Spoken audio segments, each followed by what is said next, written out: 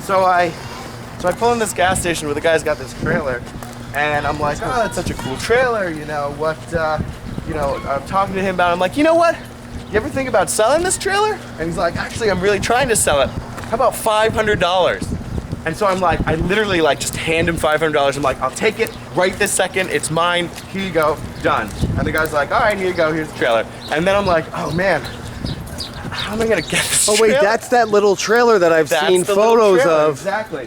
So I buy this trailer like right out, and it's a hitch trailer, not an actual. It's a hitch trailer. So then I drive the Caprice over to U-Haul. I'm like, I need you guys to put a hitch on this car because I gotta get this trailer out of here. And he's like, well, it's gonna take a couple days. I'm like, no. I gotta get the hitch now. I gotta get. And there's like this redneck guy, like all old and like pot marked, smoking a cigarette. He's like, I can weld a hitch onto your car for $50. And so I give him $50. He welds it to the frame of the car. A 2-foot hitch sticking out the back that can't be removed, welded to the frame. And I put the trailer on and then take off and, yep.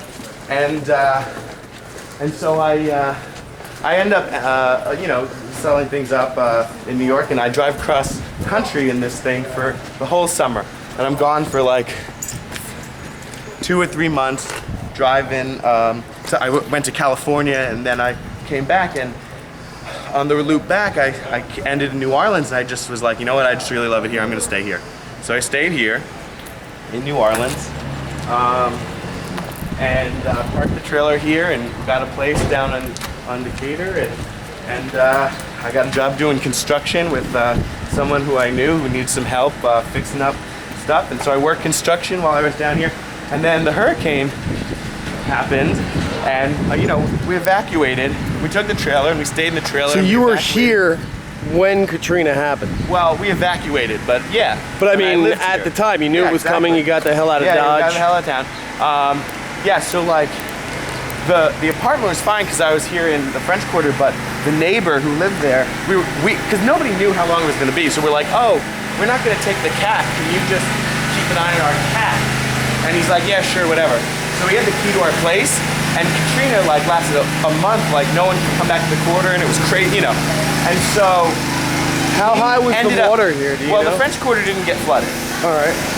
But he ended up letting like all these vagrants and all these like random people into the house, and they destroyed all of our shit. They like threw, you know, like used our pots and pans and like threw them out the window in the courtyard, like let dogs sleep on our nice bed and everything. And the house was completely trashed. There was at least 500 empty liquor bottles littered the apartment floor because they had raided like every bar and just robbed it of everything. And yeah, like, so we got back and it was like a disaster.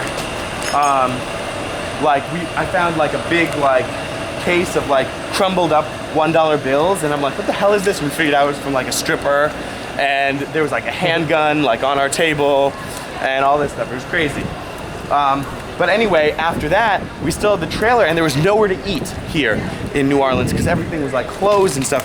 So I turned the trailer into a cafe where we could sell food out of it and sell food out of the trailer. So my girlfriend at the time would cook food and we'd sell it out of the trailer. Oh wow.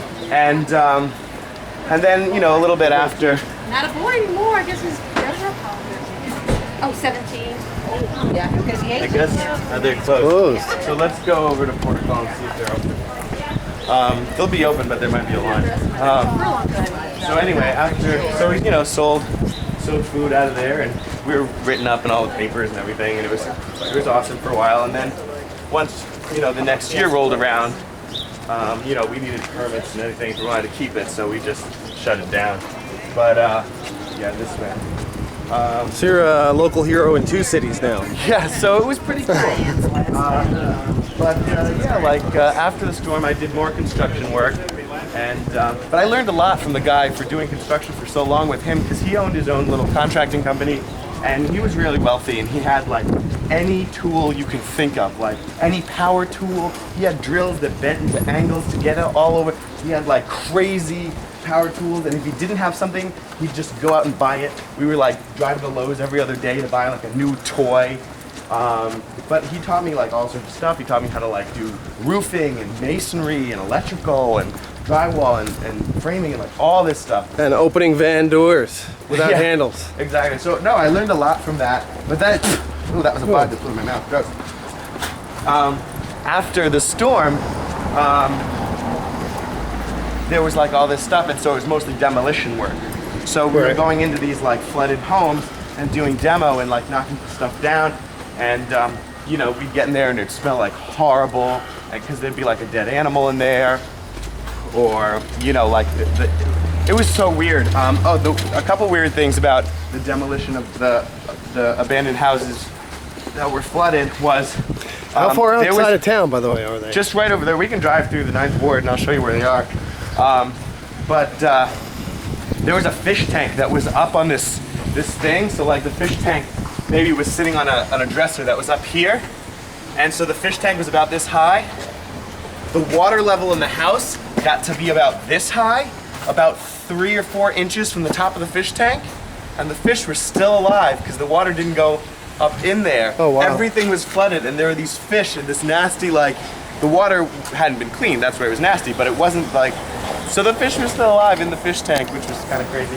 And another crazy thing is we were demoing this one house, we were knocking through walls, and we found an abandoned, like, closet that had been walled over that still had all this stuff in it.